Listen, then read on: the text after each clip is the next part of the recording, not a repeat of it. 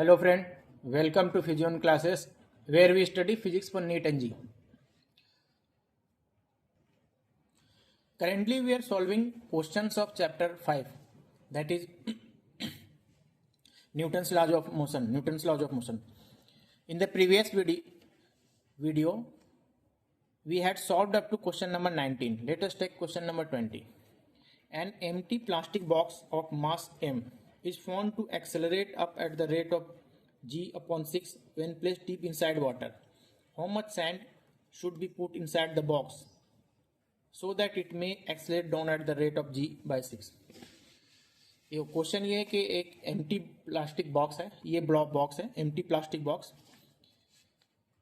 और इसको एक पानी के अंदर डाला गया है डीप इनसाइड, यानी कि पूरा ही ये completely it is immersed in water. ठीक है, यहाँ पे चारों तरफ वाटर होगा.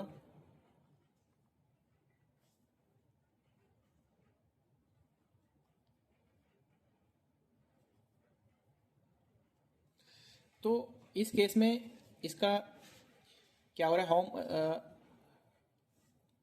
Is found to accelerate up at the rate of G upon 6. ये इसका एक्सेलरेशन का डायरेक्शन ये है, इस डायरेक्शन में एक्सेलरेशन हो रहा है जी बाई 6 जब इसको डुबो के छोड़ा जा रहा है. तो ठीक, अब क्वेश्चन ये है कि how much sand should be put inside the box, इस बॉक्स में कितना सैंड डाला जाए so that it may accelerate down at the rate of G by 6, या ताकि इसका एक्सेलरेशन नीचे का डायरेक्शन हो, ऊपर के डायरेक्शन में ना हो. देखो अभी क्वेश्चन ये है कि एक एम्प्टी प्लास्टिक बॉक्स को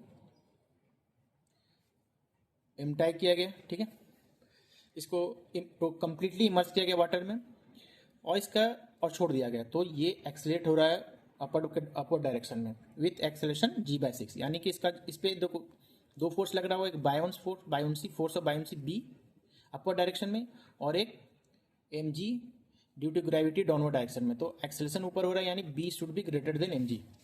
और हम न्यूटन्स लॉज ऑफ मोशन लिखते हैं, तो ये क्या होगा, B minus M G is equal to M into acceleration कितना है, जी बाई 6. ये इक्वेशन 1 हम लोग ले लेते हैं. अब सेकंड सिनारियो में क्या कह रहा है कि ये क्वेश्चन ये है कि कितना हम इसमें मास इसमें एडिशनल डालें, कितना मास, हाउ मच सैंड कितना डाल दें so that it may accelerate down, नीचे गिरे at the rate of G by 6. तो हम लोग सपोज एम तो इसका मास है ही, सपोज हम एम यहाँ पे सैंड डाल देते हैं इस तरह से. इस एम्प्टी बकेट में, एम्प्टी प्लास्टिक बॉक्स में, बॉक्स कह लो या बकेट कह लो, इसमें हमने मास डाल दिया, एक सैंड डाला, sand of mass small M. ठीक है, तो अब टोटल मास कितना हो गया, M by M plus M. Total mass इसका कितना हो गया, M plus M, capital M plus small M, और इसका एक्सेलरेशन का डायरेक्शन हो गया डाउनवर्ड जी बाई 6. और फोर्स जो लग रहा है वो M by plus M G, इतना ये फोर्स डाउनवर्ड लगेगा, और अपवर्ड डायरेक्शन में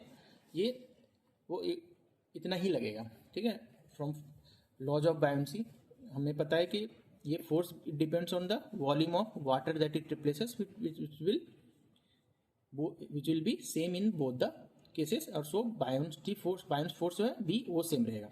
अब इसमें एक्सेलरेशन का डायरेक्शन डाउनवर्ड है, तो हम लोग लिखते हैं M G plus M G minus B is equal to M plus M into G by 6 acceleration. ठीक है, तो अब इसको ये इक्वेशन 2 हो गया. इस दोनों को हम लोग ऐड कर देते हैं, तो ये कैंसिल हो जाएगा, ये भी कैंसिल हो जाएगा, बचेगा इधर M G small M G और इधर M capital G by 6 plus M capital G by 6 plus small M G by 6. ठीक है, तो बस हो गया. अब तो निकाल लेंगे इसको, हम लोग इधर लेके आते हैं, तो ये हो जाएगा 5 बाई 6 स्मॉल एम जी, और ये दोनों ऐड कर लो तो ये हो जाएगा 2 कैपिटल एम जी बाई 6. ठीक है, तो ये 6 कैंसिल हो गया, जी कैंसिल हो गया, तो स्मॉल एम कितना बच गया, 2 बाई 5 एम. This is the answer. Okay, यानी कि लगभग हमें लगभग क्या है, मतलब 40% जो भी बकेट का मास है इतना हमें इस पर डालना पड़ेगा जब ये नीचे g(x/6) के रेट से एक्सेलरेट करने लगेगा। ओके, ठीक है, आसानी क्वेश्चन है, not very difficult. Now we take next question, question number 21। Question number 21, a force F, vector F is given by F is equal to V cross A is exerted on a particle in addition to the force of gravity, ठीक है, where V is the velocity of the particle, N is a constant vector in the horizontal direction. With what minimum speed a particle of mass m is projected so that it continues to move undeflected with a constant velocity, ठीक।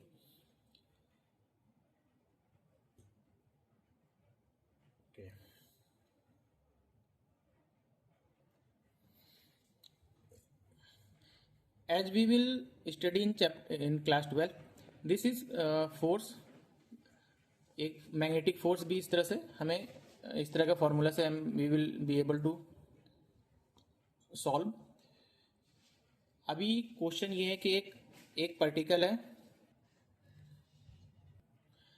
उस पर in addition to gravitational force, देखो ये मान लो ये particle है, तो in addition to gravitational force which is mg, let us assume के इसका मास जो है वो m है, तो इस पर एक फोर्स लगेगा mg दोनों डायरेक्शन में। एक फोर्स एक्ट कर रहा है which formula is which is given by F is equal to V cross A, और V इज वेलोसिटी, ठीक है, और A है, A is a constant vector in the horizontal direction. तो हॉरिजॉन्टल डायरेक्शन हम लोग बनाते हैं,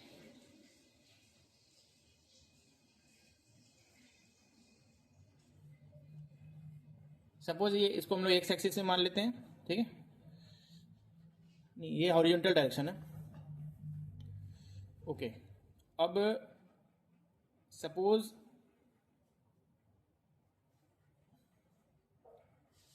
with what minimum speed a particle of mass m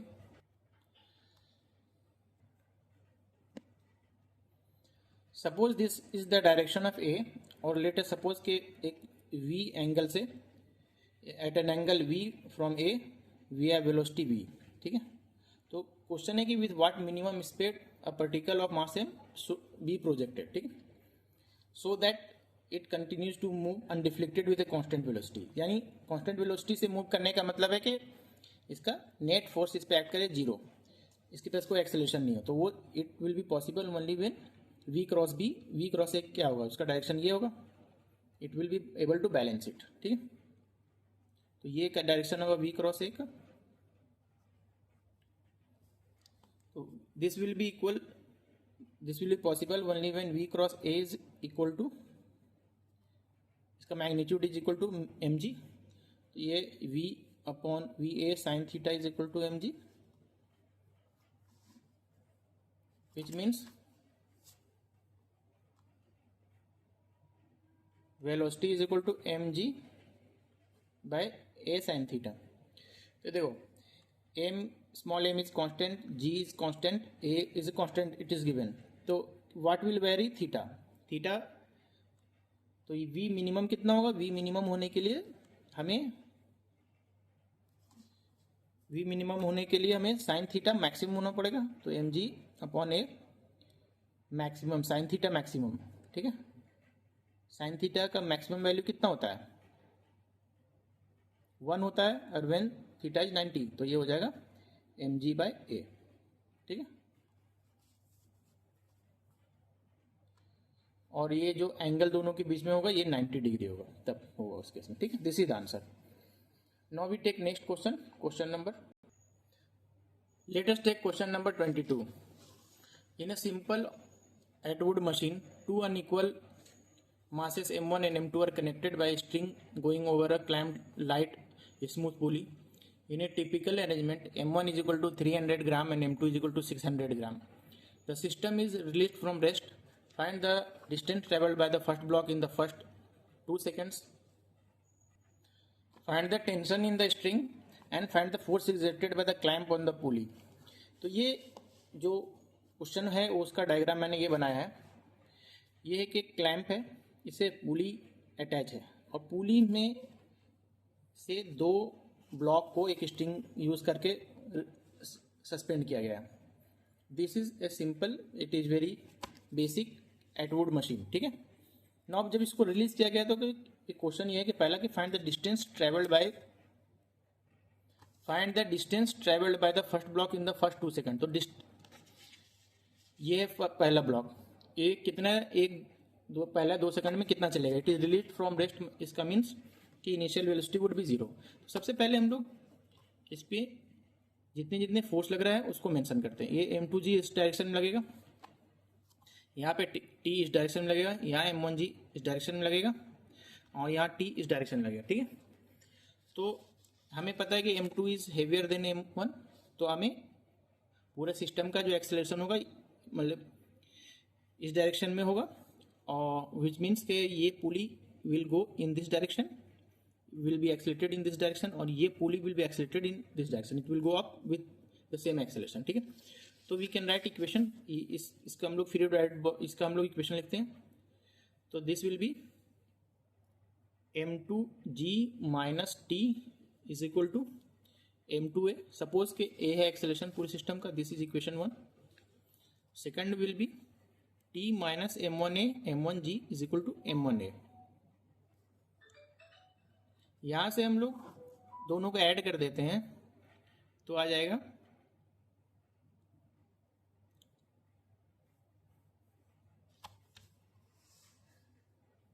m2 minus m1g is equal to m2 plus m1a, ठीक है। t कैंसिल हो जाएगा, तो which is a is equal to m2 minus m1g upon m2 plus m1। तो ये formula हम लोग we can remember, इसका फॉर्मूला हम लोग रिमेंबर भी कर सकते हैं, याद भी कर सकते हैं। जरूरी नहीं है कि हमेशा इसको निकालें अलग से ही डिराइव करें, लेकिन हमें पता होना चाहिए कि इस तरह से हम लोग डिराइव कर रहे हैं। Now the question is find the distance travelled by the first block in the first 2 second. तो फर्स्ट 2 सेकंड के लिए हमें क्या करना पड़ेगा, एक्सेलरेशन निकालना पड़ेगा। तो एक्सेलरेशन क्या होगा, यहाँ पे एक्सेलरेशन हो जाएगा m2 इज 600 ग्राम यानी 0.6 और ये 0.3, तो ये हो जाएगा 0.3 किलोग्राम बाई जी अपॉन, दोनों को ऐड कर देते हैं तो हो जाएगा 0.9, ठीक है। तो दिस इज g बाई 3 इतना होगा। तो डिस्टेंस ट्रेवल्ड क्या होगा, s is equal to initial velocity कितना है 0, तो ये 0 प्लस हाफ a एक्सेलरेशन कितना है g by 3 into T square यानी 4 2 सेकंड के लिए 2 सेकंड में पूछ रहा है तो 4 हो जाएगा 2। तो ये हो गया distance travelled is 2 by 3 into 9.8 which is रफली equal to 6.5 metre and this is the answer, ठीक है। नाउ द सेकंड पार्ट में पूछा कि find the tension in the string. तो टेंशन निकालने के लिए हम लोग इस दोनों में इक्वेशन में कहीं पे भी दोनों इक्वेशन में किसी में भी एक्सेलरेशन लिख देंगे तो आ जाएगा वैल्यू, ठीक है। तो ये वाला इक्वेशन में लिखते हैं हम लोग t सेकंड,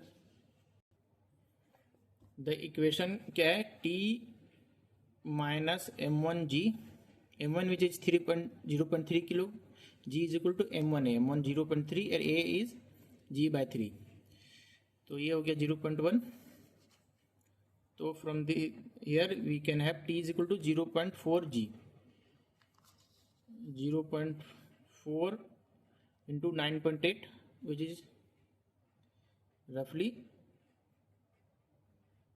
3.9 ओके न्यूटन। ये हो गया। अब इसके बाद ये पूछ रहा है लास्ट पार्ट में कि find the force exerted by the clamp on the पुली। तो क्लैंप कितना पुली पे एक्सर्ट करेगा फोर्स, ये समझो। अब यहाँ पे ये इट इज ऐसे तो मैं बता दूंगा कि यहाँ पे भी फोर्स लग रहा है, यहाँ पे स्ट्रिंग पे 2 फोर्स लग रहा है तो उसका डबल हो जाएगा, लेकिन इसको कॉन्सेप्चुअली समझना बहुत जरूरी है कि इस ब्लॉक पे तो ये स्ट्रिंग टेंशन इस डायरेक्शन में लगाएगा, लेकिन इस पुली पे ये स्ट्रिंग इसके उल्टे डायरेक्शन में लगाएगा, यहाँ पे इस डायरेक्शन में लगेगा टेंशन, और इस पुली पे भी इस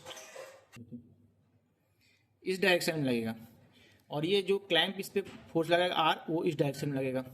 यहाँ पे pulley is assume to be massless और इसका खैर एक्सेलरेशन भी नहीं हो रहा है, तो हो जाएगा R R minus 2t is equal to 0, तो आर हो जाएगा R is equal to 2t, tension हमने निकाल लिया था 3.9, तो ये हो जाएगा 7.8 न्यूटन। यानी कि ये टेंशन, ये स्ट्रिंग में तो टेंशन है वो है 3.9 न्यूटन का, वो टेंशन स्ट्रिंग इस ब्लॉक पे इस डायरेक्शन पे लगा रहा है, इस ब्लॉक पे इस डायरेक्शन अपर डायरेक्शन में लगा रहा है, लेकिन पुली पे दोनों साइड में जो ब्लॉक है वो डाउनवर्ड डायरेक्शन में लगा रहा है। ठीक है, तो दैट्स इट, आज के लिए इतना ही। नेक्स्ट क्वेश्चन जो है that is a very very beautiful question, तो हम लोग उसको नेक्स्ट वीडियो में लेंगे and we will try to understand it. Okay, thank you very much.